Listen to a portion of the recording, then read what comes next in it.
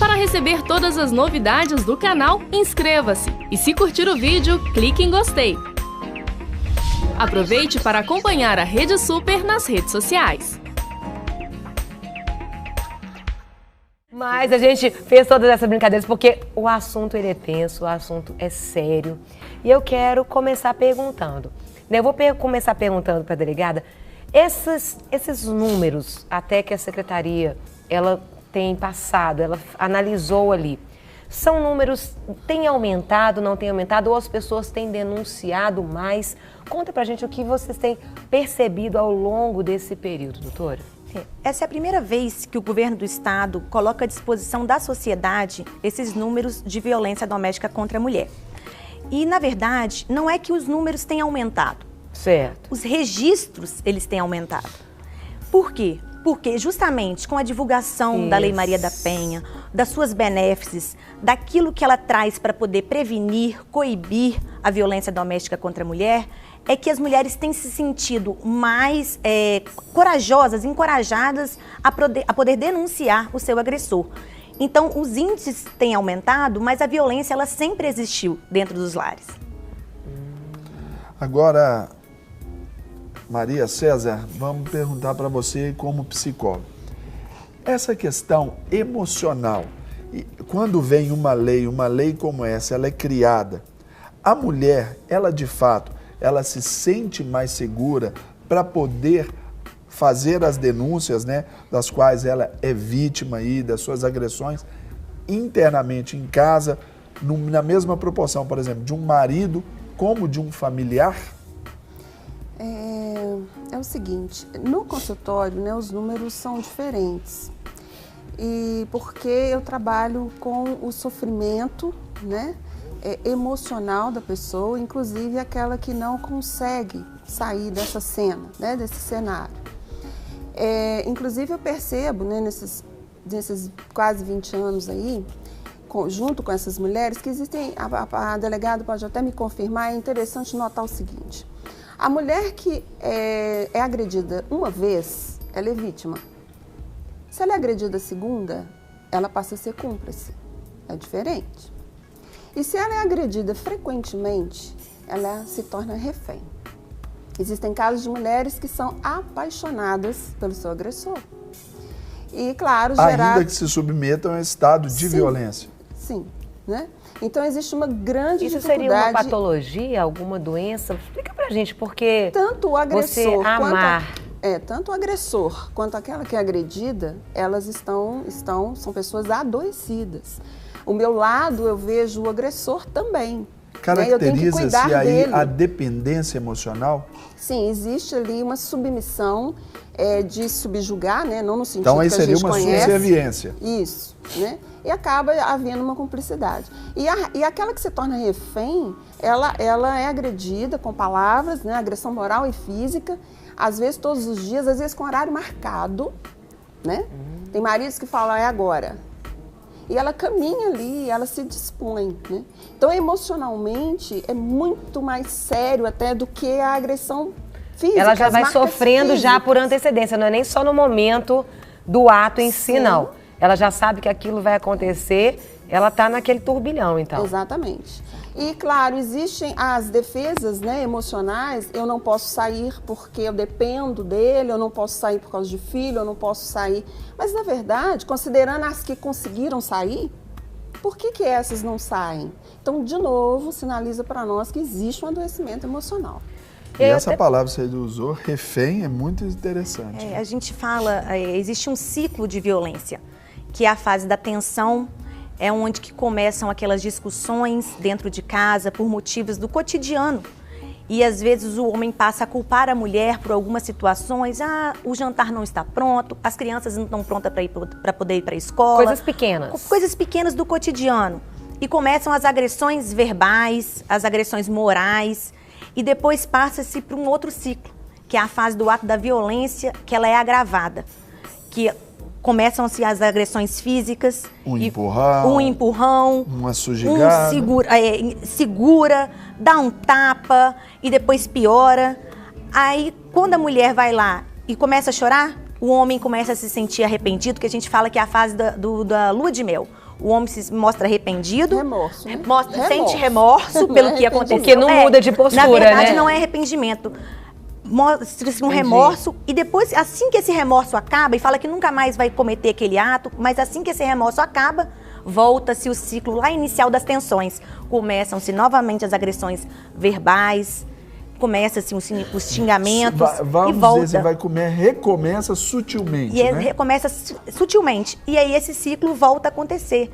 E a necessidade é justamente o quê? De tirar essa mulher desse ciclo. E é nisso que entra a assistência psicológica, psicossocial.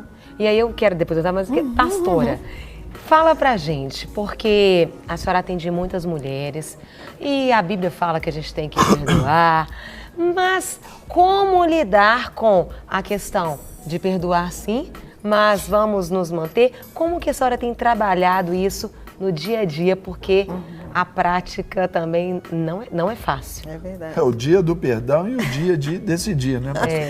O perdão, ele não é condicionado a aceitar as agressões. O perdão, nós todos temos que perdoar. Porque às vezes as pessoas têm dúvida, né? Tem dúvida. Às vezes o perdão, ela pensa que é continuar, né? E continuar sendo agredida e tudo. Então, assim... Perdão não é fazer o outro certo, é você se tornar livre. É para liberdade nossa, né? E o que às vezes não acontece, né? Às vezes elas continuam reféns e querendo continuar isso em nome de Deus, em nome da igreja, em nome de um não divórcio, em nome de várias coisas.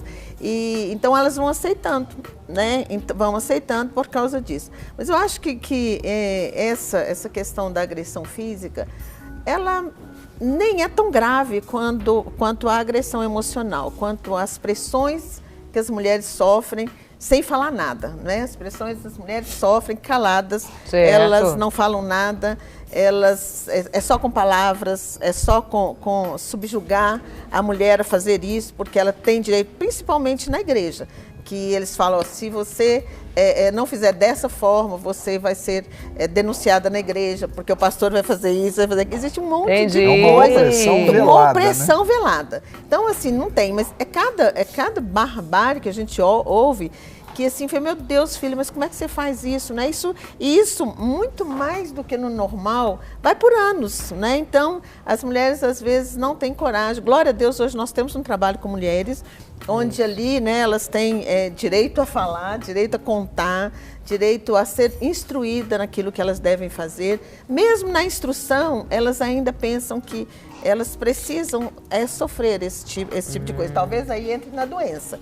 Mas eu creio também que esse homem agressor, como ela disse, ele precisa ser tratado. A maioria dos homens hoje quando chego, eu pergunto qual é o tipo de agressão que você sofre. Eu falei assim, bom, então vamos para o psiquiatra, esse homem correndo, porque ele tem qualquer enfermidade, porque não é possível ele fazer isso com uma mulher. Então as coisas são muito, muito, muito mais, às vezes, esses números que tem abertos, não chega talvez a 10% dos números que existe por trás desses números que você contou aí, não é? Não chega a morte, não chega a um espancamento, mas é tão sofrido, uma vida tão sofrida, anos e anos de sofrimento. Nós lidamos com idosas, né, viúvas, e como elas contam a história delas e a gente fica pasma de ver o que elas passaram. Tantas coisas, em tantas áreas, porque às vezes a gente pensa que é só nessa área de ficar roxa, de dar um tapa no rosto, e na cama. E as agressões que são sofridas na cama. Tem mulheres que são estupradas pelos todos próprios os maridos. dias, todos os dias. E pior de tudo isso é todos os dias. Casos, também conheço muitos casos, infelizmente, tem isso, né? Agora, meninas, aqui chega uma participação de uma das nossas telespectadoras que eu vejo aqui como um desabafo. E que vai, eu acho que, ao encontro da área de cada uma de vocês aí. Ela não se identificou naturalmente, né? E a gente nem faz questão, até pela seriedade do assunto. Ela diz assim, situação muito complicada. Porque a lei protege precariamente e ninguém não substitui o pai. Os casos são muito variados. Muito difícil uma lei que abarque todas as situações. A lei não coloca comida na mesa, não leva seu filho ao médico. Já fui vítima. E, mesmo sendo uma serva de Deus, é difícil superar. Então, aqui ela coloca do aspecto legal, do aspecto emocional e até espiritual. Gostaria que vocês comentassem aqui isso. Tem mulheres presas a isso. E mulheres presas a isso. Como a delegada colocou, primeiro que é um ciclo viciante, né? Agora, e outro detalhe importante, a agressão ela não começa pós-casamento. Inclusive, eu quero fazer um alerta às pessoas que estão namorando e conhecendo os seus futuros maridos. É verdade. Né? A agressão, ela tem um histórico. Né? Ela tem um histórico tapa familiar, antes, um empurrão. Ela tem um modelo, exatamente. A agressão física, ela começa com agressões morais, né? Então, a mulher, ela precisa cuidar no momento de escolher o seu homem, escolher o seu marido. Porque não é depois, não é pós-casamento. Claro que o casamento, ele vai revelando. Ele aumenta essa possibilidade porque está junto 24 horas. As placas de sinalização já foram mostradas no tempo do namoro. Com certeza. Inclusive, as brincadeiras sádicas, né? Que depois, né, no casamento, aí já vai gerando uma certa violência mesmo física, porque a tendência é aumentar de intensidade e de frequência. Certo. Né? Então tem que tomar muito cuidado, inclusive antes. O meu trabalho com as mulheres é evitar, não é para não chegar lá nela. A ideia é não chegar lá, né? Então nós temos que buscar entender essas mulheres e educá-las, né? No sentido de escolher os seus maridos, porque a agressão ela tem um histórico de doença familiar. Certo. E a outra questão, igual que ela colocou, e eu já afirmei, existem mulheres que conseguem assinar essa carta de alforria, sabe? E então essas que não conseguem precisam se repensar, né? Por que eu não estou conseguindo fugir desse cativeiro? Porque é refém mesmo, e é um cativeiro. Ela tem que fugir. Eu até pergunto, doutora Larissa, o que já configura a violência? E qual que é a postura que a mulher deve tomar? Se é a fala, é a ameaça? Explica pra gente, pra quem tá assistindo. Eu gostaria só de ressaltar que a agressão praticada pelo namorado, ela também é crime. É também protegida pela Lei Maria da Penha. Olha, entendeu? Não é só agressão de companheiro, de marido, mas daquela agressão também de pai para filha, de filho para mãe, de um namorado para a namorada, de irmão para irmã. De um irmão para irmã. É toda aquela violência que é baseada no gênero, na hipossuficiência da mulher perante o homem. Então, aquelas mulheres que são agredidas, seja essa agressão moral, seja essa agressão física, elas devem denunciar. Elas devem procurar uma delegacia para poder registrar um boletim de ocorrência, para que todas as providências sejam adotadas. E isso é algo que ela faz não só para ela faz também para toda uma sociedade, que é baseada nesses números que a gente registra, que todas as políticas públicas são implementadas. Entendeu? Então ela tem que pensar que ela vai ser um exemplo para outras mulheres, tomando esse tipo de atitude e saindo desse ciclo. E completando a questão desse fluxo de atendimento, a gente tem um fluxo de atendimento no estado de Minas Gerais, especificamente aqui em Belo Horizonte, que não é só na delegacia da mulher. É uma delegacia especializada. Ela é uma delegacia especializada para esse tipo de denúncia. Okay. Nós temos também o centro de referência para atendimento psicossocial, tanto psicológico quanto de assistência social. Ela fica na Casa de Direitos Humanos, que é no centro, na Rua São Paulo. Então lá também tem um núcleo da Defensoria Pública especializado para o atendimento à mulher.